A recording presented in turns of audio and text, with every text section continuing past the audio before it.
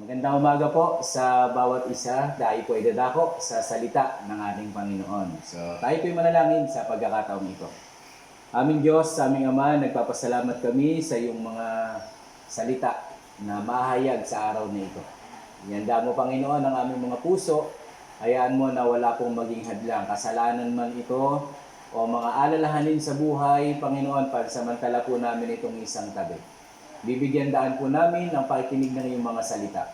Tulungan niyo po kami, O Diyos, na maunawaan ka namin sa simpleng paraan. At hayaan niyo po, O Diyos, na mahayag kayo sa isang espesyal na kaparaanan. At wini-welcome po namin ang iyong Espiritu Santo na sumaaming kalagitnaan. 10 ng aking mga kasamahan sa kanilang mga tahanan, Lord, ibuhos mo ang iyong presensya at ang iyong pong pagpapala sa bawat isa sa amin ngayong umaga. Salamat po, ikaw lamang po ang mataas. Ito po ang aming panalangin sa pangalan ni Jesus. Amen and amen. Okay po. So, salamat sa Panginoon. Ang pag-aaralan po natin sa umagang ito ay tungkol sa improvement. Pwede po ba nating sabihin improvement?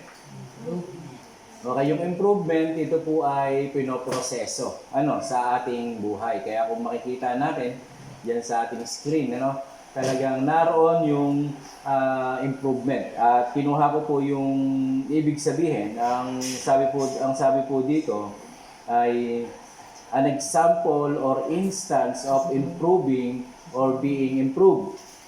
O kaya ay there's still room for improvement, make something better than something else or than before. Okay? So, kapag ang isang tao kasi, yung ibang tao, nagbabago lang sila kapag yung New Year, papasok yung bagong taon. At meron silang ginagawang mga New Year's resolution. Okay? At ito yung gusto nila, hindi na ako magsisinungaling, magkakaipon na ako ng pera ngayon. Ang dami po nilang ginagawa para improve o magkaroon ng pagbabago dun sa kanilang buhay. Pero this time ay pag-aaralan po natin yung improvement na gusto ng Panginoon sa atin na hindi lang taon-taon, kundi araw-araw. Amen. Tayong mga mananampalataya, tayong naniniwala sa Panginoon ay gusto natin, daanin natin ang pagbabago ng Diyos sa ating buhay sa pamamagitan ng kanyang mga salita. At dahil araw-araw po natin binabasa ang salita ng Panginoon, araw-araw po i-work out natin ito sa tulong at biyaya ng ating Panginoon. Pero kung paano po ito gawin, ay meron po tayong pag-aaralang mga 10 napakahalagang bagay para i-consider natin, para magkaroon tayo ng disiplina. Ito pinag-aaralan natin, para magkaroon tayo ng improvement dun sa ating mga sarili. Kasi baka hindi ho natin nakikita itong mga bagay na ito.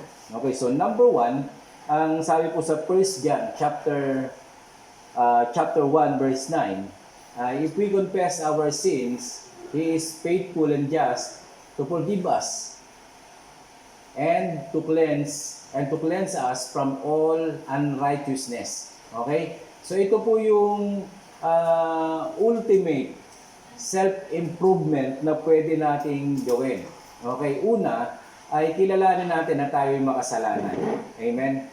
Kilalanin natin na meron pa hong babaguhin ng Diyos sa ating buhay. At naniniwala ho tayo kapag base sa Biblia yung ating pagbabago, ang sabi rito ay the Word of God tells us the importance accepting Jesus as our Lord than regular confession.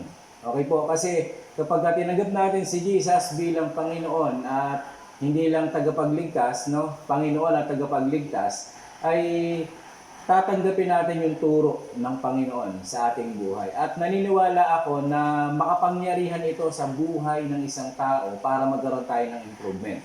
Kasi ito ang Diyos ay banal. Wala tayong masisilip na karumihan, pagkukunwari. Totoo ang ating Panginoon. Kaya pag tinanggap natin Panginoon si Jesus Christ, magkakaroon ho tayo ng pinakamagandang dahilan para magkaroon ng pagbabago sa ating buhay. Naniniwala po ba kayo doon? Amen. So, maganda po na makita natin ang bagay na ito kesa dun sa regular confession natin ginagawa. Parang ganito yun, no? Yung kinamulatan nating mga pagsisisi. Magsisisi ka ngayon at pwede ka na magkasala uli kasi binawasan mo yung kasalanan mo. Okay? So, hindi ho ganon.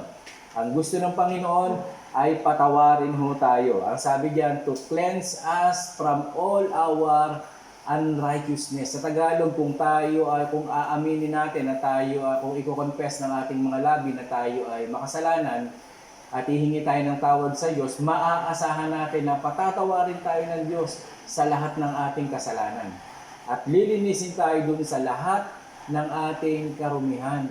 Okay? Ibig sabihin ng lilinisin, aalisin niya talaga. So yung mga pagkukunwari, yung mga maling motibo ay kasama ho sa pag-alis ng ating mga kasalanan.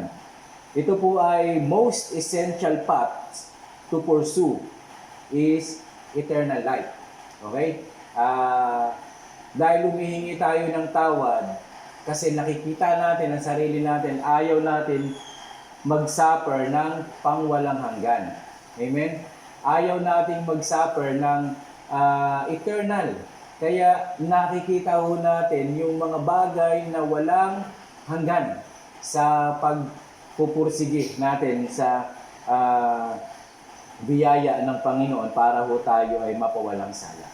Sa ganung paraan, nalilinis yung konsensya natin, nagkakaroon tayo ng lakas ng loob para ho tayo ay gumawa ng mabuti sa harapan ng ating Panginoon. Pangatlo po, dito sa 1 John 1:9 na ating makikita ay, ito po ay assurance na tayo ay pinalaya ng Panginoon doon sa lahat ng karumihan. Ibig sabihin, pinalaya niya tayo doon sa kasalanan. Alam niyo po ang kasalanan, ito ay kapangyarihan din ng kaaway para hawakan ka sa leeg.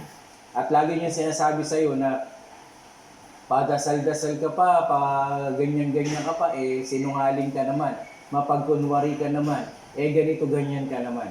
So, binibigyan tayo, lagi tayong inuusig ng ating konsensya dahil dun sa mga kasalanan yun.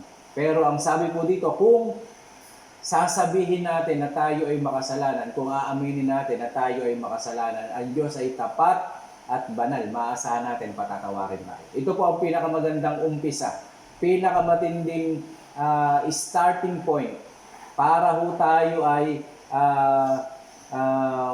makabuelo ng gusto at magawa po natin yung ganap na pagbabago sa ating buhay o yung tinatawag na improvement sa ating buhay. Amen. So, kailangan lumaya tayo sa kasalanan. Sabihin mo sa katabi mo, kailangan lumaya tayo sa kasalanan. Amen. Number 2, dapat ho ay mag-rely tayo sa Diyos. Okay, para ma-overcome natin yung temptation. 1 Corinthians chapter 10 verse 13. Mababasa po natin 'yan na to overcome temptation, sabi rito, there had no temptation taken you but such as is common to man. But God is faithful, who will not suffer you to be tempted above all ye are able, but with the temptation also make a way to escape, that you may be able to bear it. Amen. So, napakaganda po dito. Ang sabi po dito ay mag-rely tayo sa Diyos. Ang problema kasi minsan, binabaraso natin ang atin. Mahirap po talaga. Kasi the fact na makita natin na napakabigat ng ating problema at ang hirap ng ating kalagayan, maaawa na tayo sa sarili natin. Pero mga kapatid, tignan po natin kapag tayo ay nakadepende, nakarely sa Diyos, kapag dumating yung mga temptation, yung mga problema, mga suliranin sa ating buhay, makikita po natin yung sabi rito, wala pang pagsubok o mga temptation na dumating sa buhay ng bawat tao na hindi dinadanas ng lahat ng tao. Sabi rito, ito ay common to man. Ibig sabihin, yung problema na pinagdadaanan mo ay dinaranas din ng lahat ng tao sa buong daigdig. Hindi lang ikaw nag-iisa, meron problema na dinadanas mo ngayon. Okay? Sabihin mo sa sarili mo, hindi ako nag-iisa. Okay? Ang tanong, bakit yung iba nagtatagumpay, yung iba hindi? Okay? Eto, napakaganda sa atin. Dapat mag-rely tayo sa Diyos. Kaya po merong Diyos, kaya nagpapakilala ang Panginoon para makita mo na merong opportunity kahit na humaharap tayo sa suliranin, sa mga problema. Ang pangalawa na magandang makita natin na dumidepende tayo sa Panginoon. Di ba? Yung una ay dinadanas to ng lahat ng tao. Pangalawa, God is faithful. Pwede po bang sabihin mo sa katabi mo, God is faithful. Lahat ng problema na dumarating sa atin ay kaya natin. Amen? Ang sabi po dyan sa ating binasa, but God is faithful, who will not suffer you to be tempted above that you or that ye are able. Okay? Hindi kanya susubukin sa paraang hindi mo kaya. Kung tayong mga magulang, alam natin ang kapasidad ng ating anak. Halimbawa, ay pinabuhat mo siya ng isang timbang tubig. Alam mo na hindi pa niya kaya, ipapabuhat mo ba yon? Siyempre hindi. Di ba? So, ganun din ang Diyos. Alam niya ang kapasidad mo, kaya nasa iyo ang problemang yan. Alam niya kaya mo. Amen. So, tapat ang Panginoon na tumawag sa bawat isa sa atin. At anumang pagsubok, ang kinakaharap natin, sigurado kaya mo. Yan po ang sinisiguro ng Biblia. At alam natin, dahil tapat ang Diyos, hindi niya tayo susubukin sa paraang hindi natin kaya. Pwede bang sabihin natin, kaya ko to? Amen. Kaya natin yan. Alam ng Diyos, kaya mo yan. Kung ang Diyos nakita niya na kaya mo yan, paniwalaan mo rin ang sarili mo, kaya ko to. Amen. Pangatlo, na gusto ko pong makita natin, bukod sa ito ay common to man, God is faithful. Number 3, God will make a way. Sabihin natin, God will make a way. Amen. So, ang sabi po diyan ay, but you with the temptation also make a way to escape, that you may be able to bear it. Okay? So, ang pagdating ng pagsubok, bibigyan tayo ng lakas ng Panginoon. Gagawa siya ng paraan para makayanan natin yung mga pagsubok sa ating buhay. Number 1, ang sabi ay lahat ng tao dinaranas yung pagsubok na meron ka. Okay? Pangalawa, alam ng Diyos ang kapasidad mo, God is faithful. Pangatlo, na gusto kong makita mo rito, ang Diyos ay gumagawa ng paraan para mapagtagumpayan natin ang ating mga pagsubok. Tapat ang Panginoon. Kaya kapag dinaan po natin ang self-improvement o yung tinatawag na self-discipline sa ating buhay, siguradong kaya natin yung mga pagsubok na ating pinagdadaanan dahil alam ng Diyos ang kapasidad ng bawat isa. Kaya kung nakikinig ka ngayon, kapatid, kaibigan, gusto ko ipaalam sa iyo na alam ng Diyos na kaya mo yan. Tapat ang Diyos. Bukod ron, bibigyan ka, pagdating ng pagsubok, bibigyan kanya ng lakas para mapagtagumpayan mo yan sa ibang salin. At dito sa ating binasa, ang Diyos ay kasama mo. Okay? Gagawa siya ng paraan para mapagtagumpayan mo iyon. Amen. Pangatlo, para magkaroon ng improvement, ng advancement o development doon sa ating buhay, ay God is most concerned with what is in your heart. Okay? Tignan po natin. Ang Diyos ay hindi ho tumitingin doon sa kapasidad. Ang tao kasi ay tumitingin doon sa kakayahan ng tao. Okay? Kapag umaharap sa pagsubok, mayaman to, makisig to, magandang lalaki to, o eto man, katulad ng naranasan ni David. Sa 1 Samuel chapter 16 verse 7, mababasa natin ang sabi diyan, but the Lord said unto Samuel, Look not on his countenance, but on the height of his stature, because I have refused him. For the Lord sit not as man sit. Okay? For man looketh on outward appearance, but the Lord looketh on the heart. Okay? So, ang Diyos ay nakatingin doon sa puso ng tao. God is most concerned with what is in our heart. Napakaganda po nito. So, tinitignan ng Diyos ang puso natin higit sa lahat. Okay. Merong taong humarap sa Panginoon. May dalawang klase. Ang sabi niya, Panginoon, ako po ay nag-aayuno.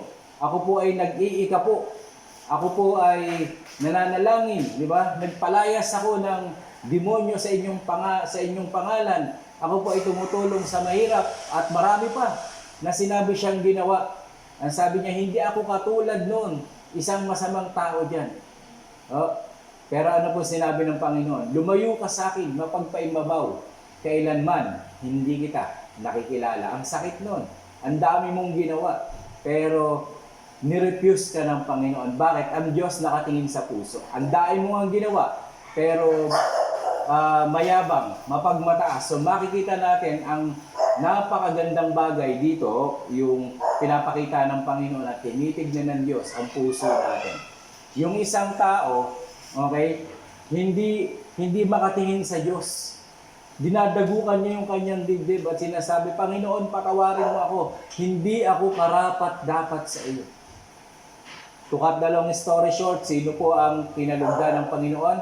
Pinalugdan ng Diyos yung nagpapakumbaba sa kanyang harapan. Yung merong puso na handang magpabago sa Panginoon. Oo, masama ka ngayon, pero lalapit ka sa Diyos at handa kang magpabago sa Panginoon. Kapatid, ang palad mo. Dahil pinalulugdan ng Diyos ang merong tapat na puso sa buhay ng bawat isa sa atin. At nais ng Panginoon na lumapit tayo sa Kanya na mayroong tapat na puso at handang magbago. Tinitignan ng Diyos ang puso mo kung tunay yan o hindi. Kung peki yan, okay, hindi ho tayo makakabanda-banda pa doon. Pero kung tunay ang iyong puso, wala kang masyadong kakayahan, bibigyan ka ng kakayahan ng Panginoon. Papasa ka sa pagsubok kasi tumitingin ng Diyos sa puso ng tao. So kung ang puso mo ay tama sa Panginoon, okay, meron tayong tamang pamamaraan para maabot natin yung ultimate ways para magkaroon ng improvement doon sa ating buhay. Pang-apat po, gusto ko sabihin, find self-improvement by turning to Scripture. Okay? Maraming tao kasi, ang pinupuntahan nila ay iba't ibang karunungan ng sanlibutan. Minsan, ang hinihingian pa ng payo, yung masama din. Minsan nga, adik pa. Doon pa humingi ng payo. Okay? So, sa 2 Timothy chapter 3, verse 16 hanggang 17, mababasa po natin ang isang katotohanan. Ang mga katotohanan na nagsasabi, all Scripture is given by inspiration of God and is profitable for doctrine, for reproof, for correction, for instruction in righteousness, that the man of God may be perfect, thoroughly furnished unto all good works. Okay? So, ang salita po ng Panginoon, turn to the Scripture, turn to the Word of God. Ito po ang standard ng buhay ng tao para maging karapat-dapat tayo sa paningin ng Panginoon. Una, napakaganda, ito po ay inspired ng Holy Spirit. Ibig sabihin, kinasihan ng Espiritu Santo.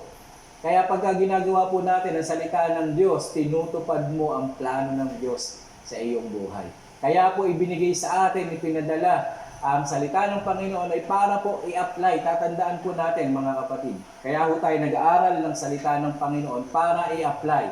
So I hope na hindi ka lang nakikinig ngayon. Pagkatapos nating makinig, ang gagawin natin, i-apply natin. Joshua chapter 1 verse 8, kung hindi ako nagkakamali. Ito po yung ating laging pinag-aaralan. Ang sabi rito, huwag mong kaliligtaan, basahin ang aklat na yaon. Dili-dili mo ito araw at gabi upang matupad mo ang lahat ng nasusulat doon. Sa gayon, giginhawa ka at magtatagumpay. At gusto kong bigyan ng puntos, ng malaking puntos sa pagkakataong ito na pinag-aaralan natin ang salita ng Diyos para tuparin. Sabihin natin, tuparin. Amen. At ito po ang pinaka. Kung meron man kayong maraming maririnig sa pagkakataong ito po ang hinihiling ko na huwag ninyong kalimutan. Okay? Nakikinig ako ng salita ng Diyos para gawin. Nagbabasa ako ng salita ng Diyos para gawin. Nag-aaral ako ng salita ng Diyos para gawin. Okay? Number one, bakit napakaganda nito? Sabi ko sa inyo kanina, kinasihan to ng Espiritu Santo. It is inspired the Holy Spirit, by the Holy Spirit. Pangalawa ay profitable for doctrine. Okay? Pangatlo, for reproof, for correction. Para patunayan, para patotohanan. Yung mga mali na umiiral na aral, salita ng Diyos ang makikita natin. Ito po ang tama. Pangatlo, for correction. Para ho sa pagtatama. Yun po ang pinakamagandang bagay na ating gagawin. Magtatama tayo ng buhay. Okay? For instruction. Okay? So ano man ang mga instruction na dapat meron tayo sa ating buhay, ito ho ang pinakamagandang instruction na dapat ho nating marinig at matutunan, ang salita ng Panginoon. Instruction for righteousness, sa katuwiran ng ating Panginoon. Instruction po ito para ho umayos ang ating buhay. Ang sabi rito, that the man of God, ang man of God may be perfect, thoroughly furnished unto all good works. Okay? So, ito po ang batayan ng Panginoon para mag-build tayo ng mabubuting bagay na ating gagawin sa ating buhay. Amen. Turn to Scripture. Pwede po ba natin sabihin? Turn to Scripture. Okay, para magkaroon tayo ng self-improvement, pumunta tayo sa salita ng Panginoon. Okay, basahin mo ang salita ng Diyos. Kung ikaw yung tao na walang Bible, okay, may cellphone ka, okay, benta mo yung cellphone, bili ka ng Bible. Maraming magagalit sa akin yan. Okay po, pero seryoso po ako, kung wala kang Bible sa inyong tahanan, wala kang sariling kopya ng Biblia, mag-isip ka na. Kasi higit pa ang laman nito sa Biblia. Higit pa ang yaman na makukuha mo sa bahay, sa mga kagamitan. Sabi ng Biblia, higit pa ito sa ginto at sa mga mamahaling bagay na makikita mo sa mundong ito. Bakit po? Ang worth ng salita ng Diyos ay eternal life. Amen. So, wag niyo po akong ma-misinterpret. Pero gusto ko po ituro sa inyo kung ano yung talagang tama at talagang kailangan mo. Ang problema talaga, kaya hindi tayo kaya walang improvement sa buhay natin, yung sarili natin. So, tingnan niyo po. Ang tinatakbo ng mga pag-aaral natin, laging nakatumbok sa atin, laging nakaturo sa atin, sa ating sarili, hindi sa ibang tao. Okay? Ikaw ang mismong gagawa ng paraan para magkaroon ng improvement ang sarili natin. Dapat mayroong tinatawag na intentional. Okay? Ibig sabihin, sasadyain talaga natin na mabago tayo. Sasadyain talaga natin na matuwid ang ating mga buhay. At wala hong gagawa nito sa buhay mo, kundi ikaw din mismo. Mga kapatid, yung gusto mong mangyari sa after 20 years, kapag hindi ka nag-isip magbago ngayon, ganyan ka pa rin. Okay? So magbago na tayo ngayon. Ito na ang ating pagkakataon para magbago. Wala na hong ibang panahon. Okay? Huwag mo nang ipagpabukas pa, hindi natin alam. Baka mamaya dumating na si Lord. O kaya kunin na ang buhay natin. Amen. So, concerned po ako sa bawat isang mga nakikinig sa pagkakataon ito. Kaya kung meron ho tayong mga dapat baguhin sa ating buhay, nakita natin na dapat mabago ako dito, okay, i-deal na po natin yan. At ang panahon ay ngayon na. Gawin na ho natin ngayon. At magkaroon na tayo ng tinatawag na paghahanap o magkaroon tayo ng tamang batayan ng ating buhay. Ito po pinag-aaralan natin ay turn to Scripture. Ang salita ng Panginoon ang magtutuwid sa atin. At naniniwala po ako, kapag ginawa ho natin ito, magiging tama po ang ating pamumuhay. Hindi lang sa harapan ng Panginoon, kundi sa harap ng lahat ng tao. Magiging matuwid tayo. Subukan po natin ang Panginoon at hindi ho tayo magsisisi. Okay? Panglima, na gusto ko sabihin, seek self-improvement through love. Amen? Maraming tao ang ang may gusto pagdating sa pag-ibig. Sa 1 John 4:19, makikita natin, we love Him because He loved first. He first loved us. Okay? Minamahal natin ang Diyos kasi nakita natin na mahal tayo ng Panginoon. Gusto ko pong tanungin ang bawat isa. Alam mo ba na mahal ka ng Panginoon? Amen. Kung mamahalin mo si Lord, nag-response ka lang dun sa pagmamahal niya. Ang totoo, hindi tayo marunong magmahal ng tama. Okay? Pero dahil naranasan mo yung tamang pagmamahal, nakita mo yung tamang pagmamahal, sa ganung paraan, nagkaroon tayo ng tamang pattern para mahalin din ang isang tao. Okay? Pagdating sa pagmamahal, meron pong ibinigay ang Panginoon. Pero bakit natin ito pinag-aaralan? Sa self-improvement. Gusto ko pong tignan natin na napakahalaga na maging batayan o ingredient para sumaya ang isang tao sa spiritual na buhay. Amen. Mahalin natin ang Panginoon. Embrace natin yung katotohanan ng galing ako sa Diyos. Mahalin natin to. Maraming tao kasi ang ayaw tanggapin ito. Maraming tao, hindi nila masyado, okay, mahal ako ng Panginoon. Yun lang.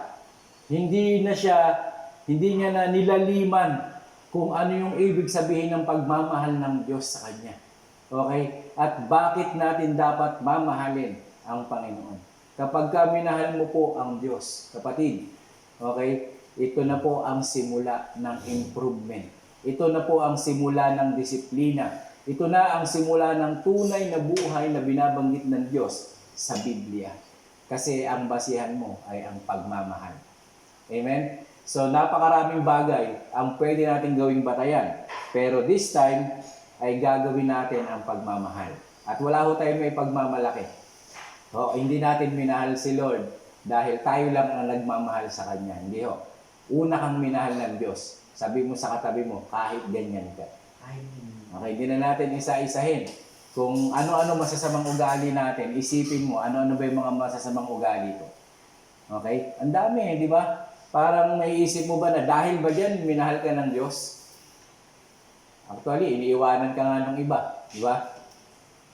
Niloloko nga tayo ng iba. Pero salamat sa Panginoon, hindi mo mararanasan sa Diyos yan. Amen. Kaya, mahalin mong tunay ang Panginoon. Kasi pag ang Diyos ang minahal mong tunay, may forever. Amen. Mararanasan mo yung tunay na pagmamahal. At nais ng Diyos din, ipadama yung kanyang pagmamahal sa iyo. Alam mo po, napakagandang napakagandang susi, napakagandang ingredients para magkaroon ng improvement sa ating buhay. Makita natin yung pagmamahal ng Panginoon. At ganun din, mamahalin din natin ang ating Diyos. Pang-anim po, seek God first for self-improvement. Amen? Para magkaroon tayo ng self-improvement, hanapin natin muna ang Diyos. Marami ka na sigurong hinanap sa mundong ito. Ang dami mo na naging venture o adventure sa buhay. Pero this time, gusto ko pong tignan natin yung Matthew chapter 6, verse 33. Alam na natin ito, kinakanta natin ito madalas. Pero, ang sabi po dito, but seek ye first the kingdom of God and His righteousness, and all these things shall be added unto you. Unahin po natin, una sa lahat, ang kaharian ng Diyos. O kaya ay ang pagharian tayo ng Diyos. Ang ibig sabihin, siya magiging hari natin. Sa kingdom po kasi, may king. Okay, dapat under ka. Unahin po natin to. Unahin natin. At mamuhay tayo sa kanyang katuwiran. Meron pong itinuturong katuwiran ang Diyos sa bawat isa sa atin. At kapag pinamuhay po natin yung katuwiran ng Panginoon, lahat ng bagay ipagkakaloob niya sa kahit yung improvement na hinahanap natin. Naniniwala ako na ibibigay ng Diyos ang bawat isa sa atin. Amen? Tigilan mo munang mag-search ng kung saan-saan. Gusto mo magkaroon ng improvement? Gusto mo magkaroon ng problema ng maayos na disiplina sa ating buhay? Hanapin po natin ang Diyos. Una sa lahat, hanapin natin ang ating Panginoon. 7 po. Dapat magbago tayo ng ating kaisipan. Okay, Ephesians chapter 4, verse 22 hanggang 24. Ganito po ang ating mababasa. that ye put off concerning the former conversation of old man, which is corrupt according to the deceitful lust, and be renewed in the spirit of your mind, and that ye put on the new man, which after God is created in righteousness and true holiness. O, iwanan na po natin yung dati nating buhay. Hubarin na natin yung dati nating buhay, mga kapatid. Kasi hindi yan ang dapat nasa atin. Ang sabi diyan, hubarin na natin yung ating buhay na napapahamak dahil dun sa ating mga kasamaan, dahil dun sa ating mga kasalanan. Alam nyo ba na ipapahamak ka ng kasalanan? Siguro ngayon nag-e-enjoy ka sa kasalanan. Siguro yung iba nagsasuffer na, unti-unti nakikita na nila. Pero hindi pa rin sila nagigising. Pero gusto ko sabihin sa'yo, huwag mong antayin na dumating sa panahon na magsisisi ka, tapos huli na ang lahat. Okay? Kasi ngayon ang tamang panahon para pagsisihan natin ang ating buhay. Kung merong mga kaguluhan sa buhay mo at gusto mong umpisahan, kapatid, i-deal mo din ang iyong kasalanan. Magbago ka ng isip. Magbago ka ng takbo ng kaisipan. At gusto ko pong sabihin sa iyo na hindi dapat yan ang nakikita sa buhay natin. Hindi ikaw yan. Hindi ka talagang masama. Kasi nilalang tayo ng Diyos sa Genesis 1:26 ayon sa kanyang katuwiran, ayon sa kanyang kabanalan. Para makita yung kabanalan ng Diyos sa atin, hubarin natin yung dati nating pagkatao at isuot natin yung larawan ng katuwiran at kabanalan ng Panginoon. Ang sabi po diyan, that you put on the new man, which after God is created in righteousness and true holiness. Okay? Ang dapat makita sa atin ay yung katuwiran at yung kabanalan. Ito yung nilikhang kalarawan ng Diyos sa buhay mo at sa buhay ko. Sa buhay ng lahat ng tao. Hindi ka para sa kasamaan, kapatid. Kaya pag nandyan ka sa kasamaan, sa kasalanan, nagkakamali tayo. Siguro, masaya ka ngayon. Pero ang lunduho ng lahat ng kasamaan ay kapahamakan. Yan po ang sinasabi ng Biblia. Kaya kung hindi ka magbabago, may hirapan ka. Papahirapan ka ng kasalanan, dadalhin ka yan sa kapahamakan. So gusto ko po sabihin sa iyo na magbago tayo ng kaisipan at bigyan natin ng pagkakataon na magkaroon tayo ng improvement, magkaroon tayo ng lugar sa kaharian ng Diyos at magkamit tayo ng buhay na walang hanggan. Meron pong buhay na napakagandang nag-aantay sa buhay ng isang tao. Siguro sa ngayon, hindi mo napapansin ito. Alam niyo po, naalala ko yung isang pagkakataon na may kwento na isang tao, siga siya. Marami siyang pinatay, marami siyang kumbaga, walang tatalo sa kanya sa labanan. Pero dumating ang panahon, nagkasakit ho siya. At dahil masamang tao siya, iniwan siya ng kanyang mga mahal sa buhay. Okay? Wala na siya. Nung panahon na may sakit na ho siya at medyo may edad na siya, naghahanap ho siya ng pagmamahal. Walang magbalik sa kanya. Bakit? Masamang tao siya. Okay? Nung time na yon, hinanap niya yung kanyang mga mahal sa buhay. Nung panahon yun, tumawag siya sa Diyos. At sabi niya, Panginoon, kung bibigyan niyo ako muli ng pagkakataon, okay, maglilingkod ako sa iyo. Mamahalin kita.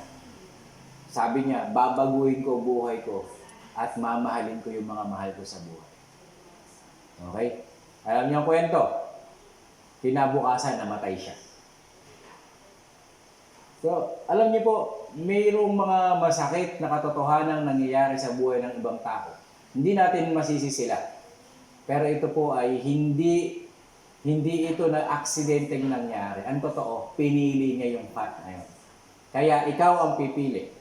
Your decision will determine your destiny.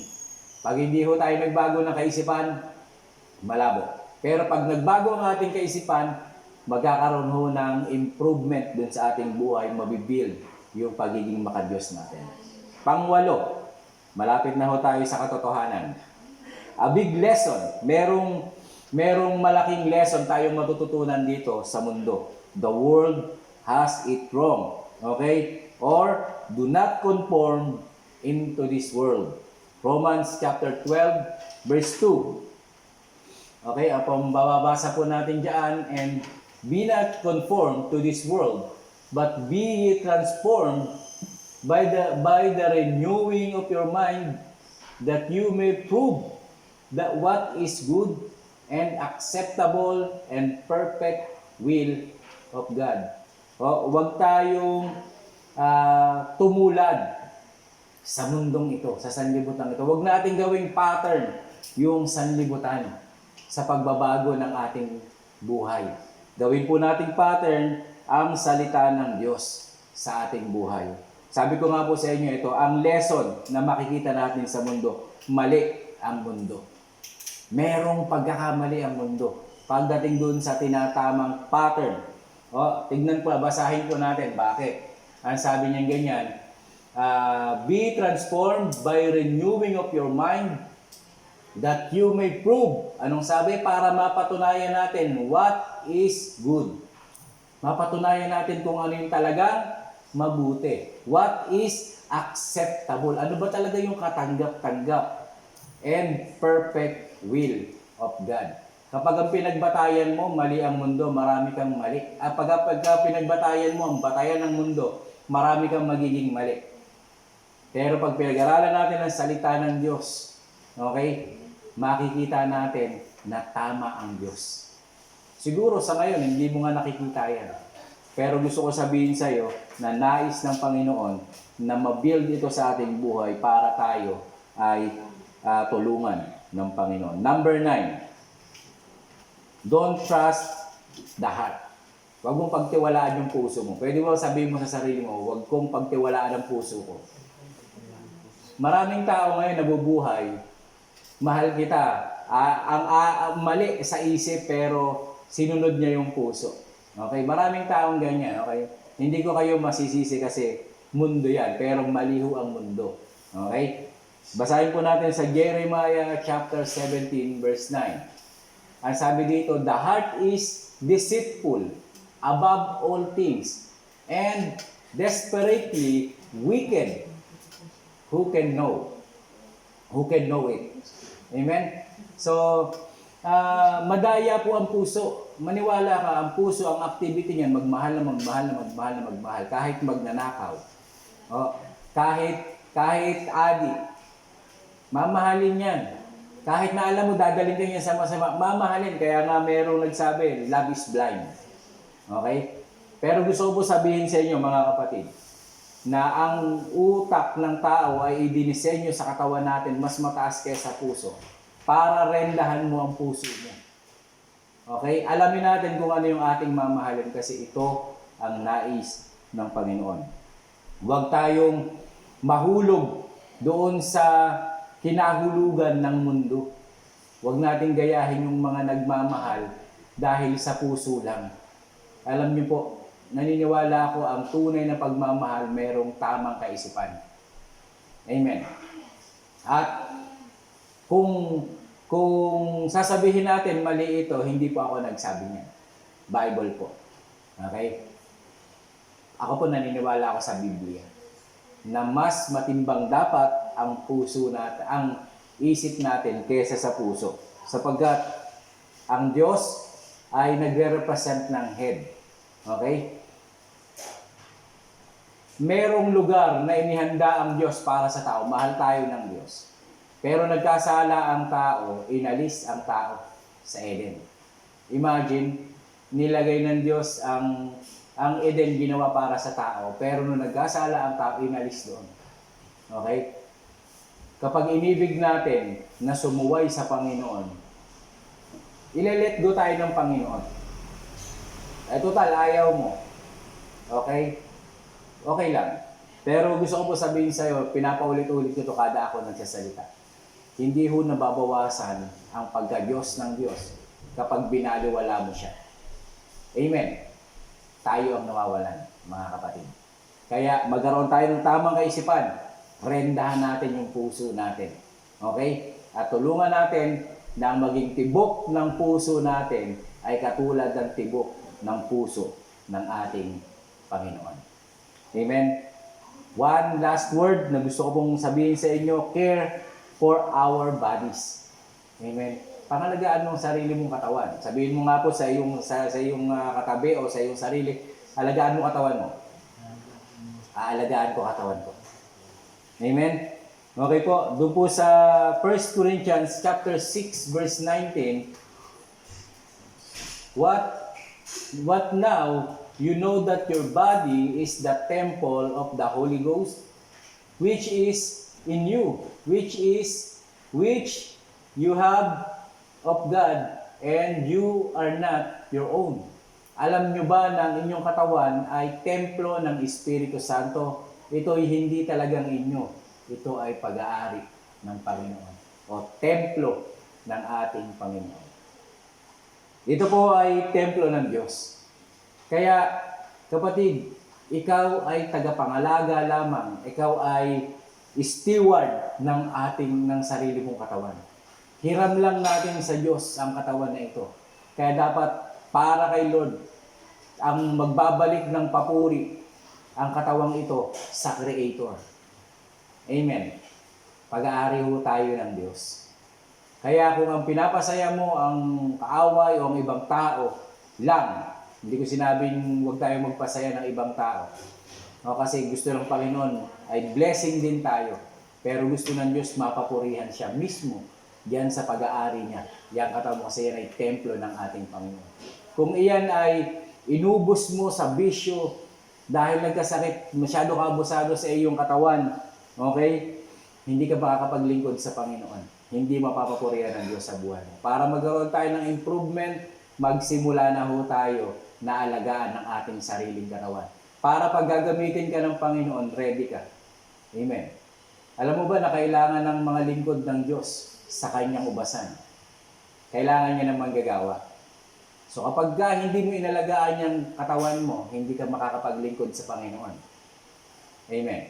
At gusto rin ng Panginoon, kahit malakas ang iyong katawan, hindi ka lang busy dun sa ibang lugar. Dapat busy ka din sa kaharian ng Panginoon. Amen. Kung nakikinabang sa iyo ng malaki ang kumpanya mo na pinagtatrabahuhan ngayon, dapat din makinabang ang Diyos sa katawan mo. Dahil magpapagamit ka sa Panginoon. Kapag ginawa natin itong mga bagay na ito, magsisimula tayo ng improvement sa ating buhay. Gusto ko po sabihin sa inyo at magtapos sa ganito. Tayo ay steward ng Panginoon sa ating buhay. Pinagkatiwala niya sa atin ang ating sariling katawan. Kaya dapat doon mapapurihan ng Panginoon sa ating buhay mismo. So alagaan natin ang ating katawan. Para po ulitin, okay? Hindi ko ulitin yung babasahin ko na lang po, okay? Kung yung ating mga pinag-aralan, para magkaroon tayo ng improvement, advancement sa ating buhay, magkaroon ng magandang pagbabago, number 1, ay confess your sin. Magsisi tayo ng ating mga kasalanan. Ihingi natin ang tawad sa Panginoon. Pangalawa, magtiwala tayo sa Diyos doon sa mga temptation na ating mga nararanasan. Pangatlo, concern ang Diyos sa puso ng tao. Kahit wala kang masyadong kakayanan, pero tama ang puso, mas pinagpapala ng Panginoon ang merong tamang puso. Pang-apat, find self-improvement by turning to Scripture. Okay? Hanapin natin ang salita ng Panginoon at gawin natin itong standard o pattern sa ating buhay. Pang-lima, seek self-improvement through love. Okay? Gawin nating batayan yung pagmamahal ng Diyos sa atin at mamahalin din natin ang Panginoon. Pang-anim, seek God first. Hanapin natin ang Panginoon. Pang-pito, renew your mind. Number 8, do not conform into this world. Ang pattern natin, Word of God, hindi po yung pattern ng sanlibutan. 9, don't trust your heart. Okay? Pang-sampu, care for our bodies. Kapag nagawa natin itong mga bagay na ito, alam ko po, marami kayong narinig ngayon at marami pa ho tayong maririnig nitong mga parating at gusto ko po sabihin sa inyo na gusto ng Diyos simulan ang pagbabago sa ating buhay. At iyon po ay magsisimula sa ating sarili. Kaya pinoproseso ng Panginoon ang bawat isa sa atin, yung mga natutunan natin at narinig natin ngayon, dapat ipamuhay po natin. Sabihin, ipapamuhay ko. Yan po ang goal natin. Hindi ka nakinig ngayon para magandahan o para lang ma-entertain ka. Nakikinig ka ngayon kasi binabago tayo ng Diyos. Amen. Hindi aksidente na naririnig mo yung salita ng Panginoon, kundi ito ay pagkakataon para tayo mismo magkaroon ng pagbabago at magsimula ang pagbabagong ito sa ating sarili. Sabi nga dun sa ating binabasa lagi, if I change, everything will change. Pag nabago ka, maraming magbabago sa lugar na nandoon ka. Amen? Manalangin mo tayo sa pagkakataong ito. At kung ikaw yung tao na parang ngayon mo pala ma-encounter itong pagbabagong ito, gusto ko pong hilingan ka sa isang panalangin na nagsasabi, Panginoon, nagbabalik loob ako sa iyo. Okay, aminin mo na makasalanan ka. Magsimula ka na magsisi ngayon at magkakaroon ng pagbabago sa buhay mo. Gawin mong personal na prayer, yung gagawin kong panalangin. At ulitin mo yung aking sasabihin, pero gawin mo itong sasabihin mo ito sa Diyos. Okay? Manalangin tayo. Aking Diyos, aking Ama. Inaamin ko po, ako ay makasalanan. Patawarin niyo po ako sa lahat ng nagawa kong kasalanan, naisip at nasabi. Salamat po sa kamatayan ng Panginoong Hesus at muling pagkabuhay doon sa krus ng Kalbaryo. Naniniwala po ako na ang ginawa ni Hesus sa krus ay sapat at kumpleto para mapatawad ako sa aking mga kasalanan. At hindi na ako maparusahan sa impyerno. Salamat po sa pangako nyo na buhay na walang hanggan. Simula po sa araw na ito, tinatanggap po ang Panginoong Hesus sa aking buhay bilang Panginoon at tagapagligtas. Ito po ang aking panalangin sa pangalan ni Hesus. Amen. Ako na lang po ang mag-pray. Panginoon, salamat po. Pagpalain mo ang bawat anak mo na nakinig ng iyong mga salita. Pagpalain mo, Panginoon, ang mga mensaheng ito na maging sangkap namin, Panginoon, para magkaroon ng improvement sa aming mga buhay. Lord, naniniwala ako na may binabago kang buhay. Meron kang inaayos na buhay. Meron kang inaayos na mga pag-uugali sa aming mga buhay. Lord, narito po kami. Kasama ko ang mga nasa tahanan na nananalangin ngayon. Abutin mo po ng iyong kapangyarihan, ng iyong tulong, at maranasan po namin ang iyong kapangyarihan, ang iyong tulong upang kami po ay lubos na mabago ayon sa iyong kalooban. Salamat po ang iyong Espiritu Santo ang inihiling ko na humipo sa bawat isa. At maghari ka, maranasan ka namin. Salamat po, Panginoon, pinumpuri ka namin. Pinapasalamatan ka namin. Ito po ang aming panalangin sa pangalan ni Jesus. Amen. Amen.